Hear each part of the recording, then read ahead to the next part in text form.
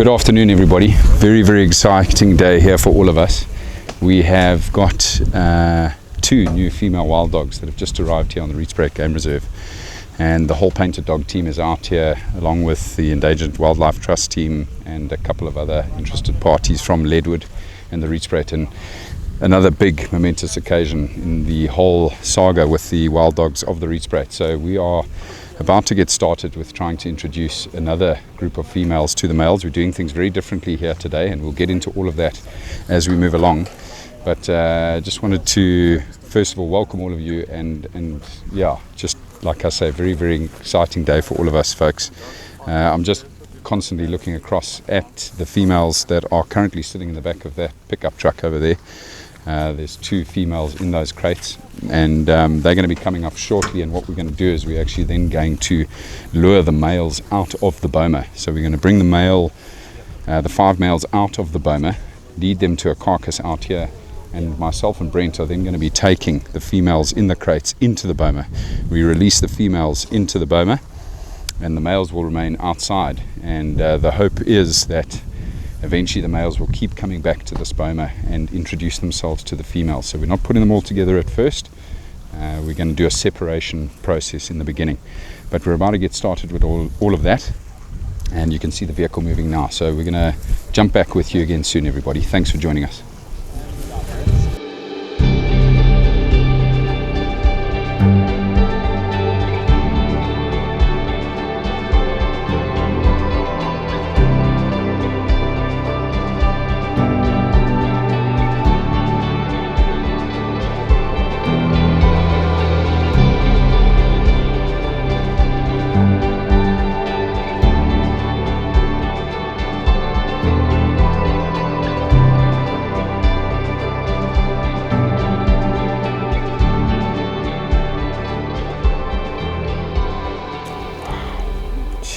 Nice to see, guys. That's what we're going to be seeing more of now. The females are now inside the boma, currently still in their crates with Cole and Ronya. They're about to be released out of those crates, and fortunately the males are still around. And so the team inside, like I say, is just busy releasing the females, and they're going to start moving around. We've got a portion of the carcass to leave close to the fence for the females, and we're hoping they'll go straight to that carcass, and then the males are going to see them. They're going to then see them and know that there's other dogs here. And so even if the males leave now, which they very likely will, they'll start exploring the Rietspruit Game Reserve. They know there's other dogs here, so they're going to come back. And that's what we wanted to achieve here today.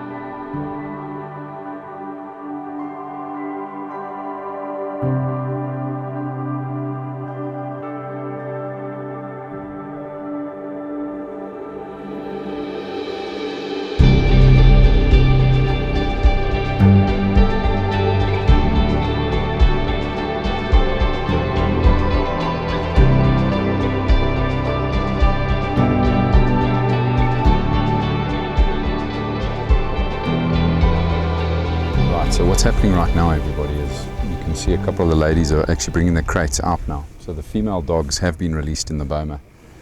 So the empty crates have been brought out and brought straight back to where the males had dragged that warthog kill. And we want the crates here because they, of course, now have loads of scent of those female dogs. And so we want to leave them there so that in hope the males come back, they can have a sniff around these crates. And you see what Cole's doing there now, everybody. He's busy dragging out the hay that the dogs were actually sleeping on, the female dogs.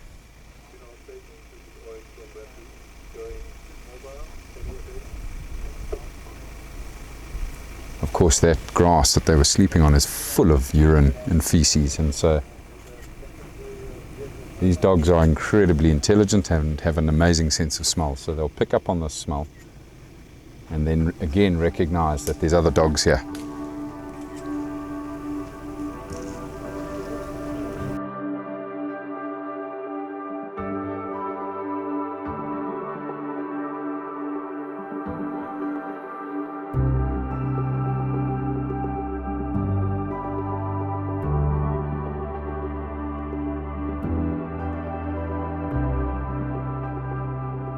So everybody, we're just here chatting to Cole from EWT. We've got back to Hace and successfully have released those females into the boma.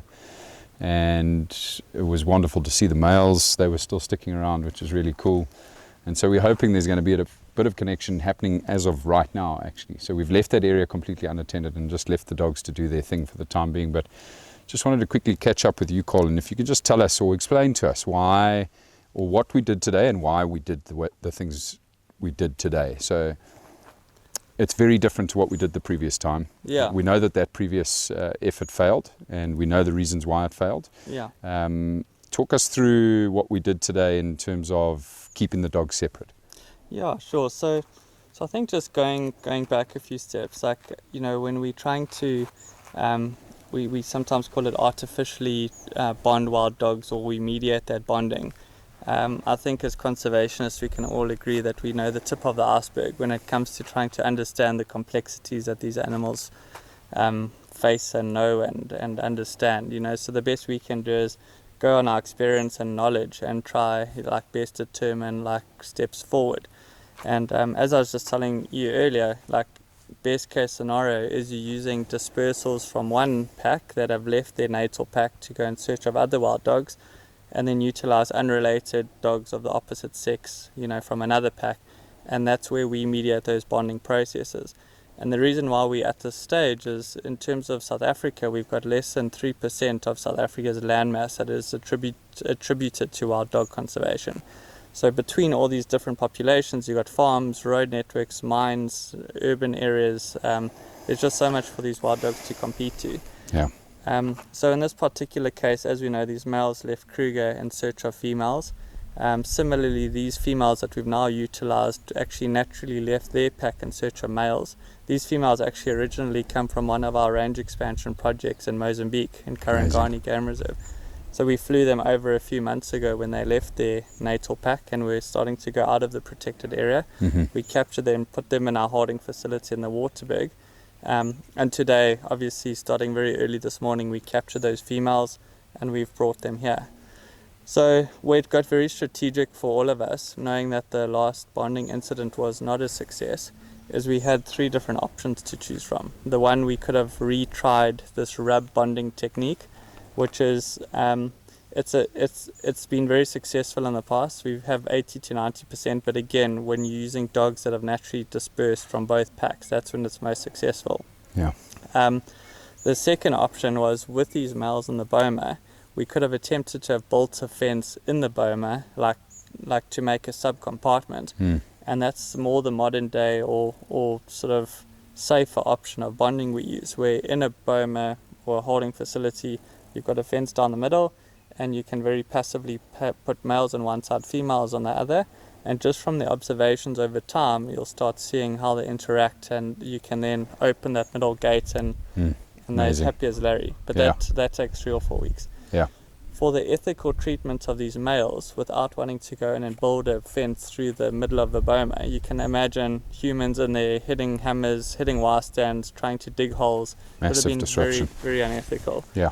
So this was option 3, where the risk is we're still trying the passive bonding method, where we're using this like 2 compartment idea, except the males on the compartment, the females on the compartment and the males aren't. Yeah. So we're putting all our money right now on the safety and the ethics of bonding, but we're also putting our hopes into the fact that these males are searching for females, and we've given them their females, and whether they're in a boma next door or they're free roaming, everything in their instinct, in theory, should say that they should stay at the boma simply and naturally start bonding with these females, purely because that's the instinctual thing to do. They left their pack to look for females, and that's the sort of hope we're going on. So amazing. It's an exciting and fingers crossed. Yeah, it is very stressful. Yeah, they could be 10 k's away tomorrow. Yeah, we've seen that with dogs so many times, for sure.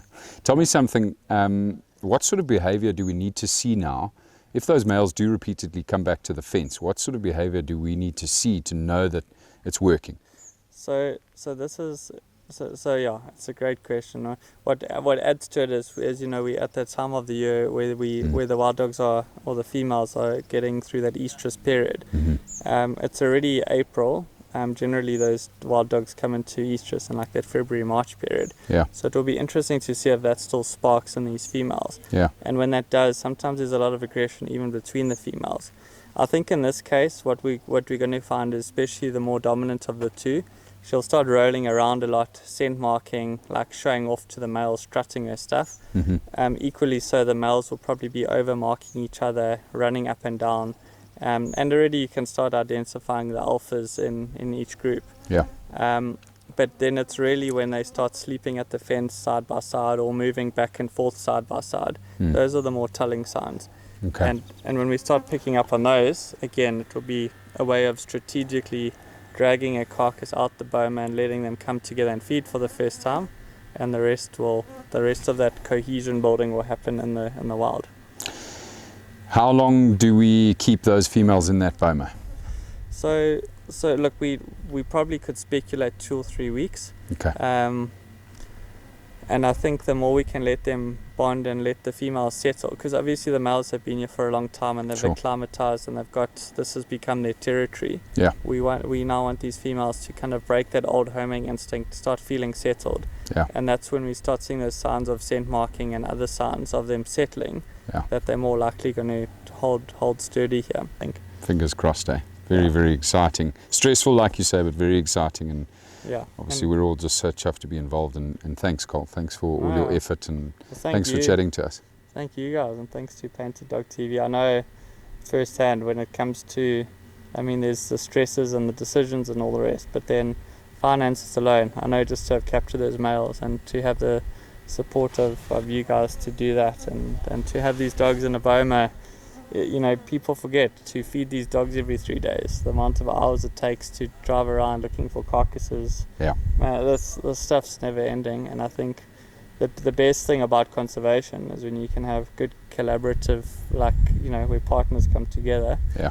And the only real benefit in it is for conservation. And 100%. That's all. Yeah. Super. Thanks, Cole. Cool. Appreciate it, bud.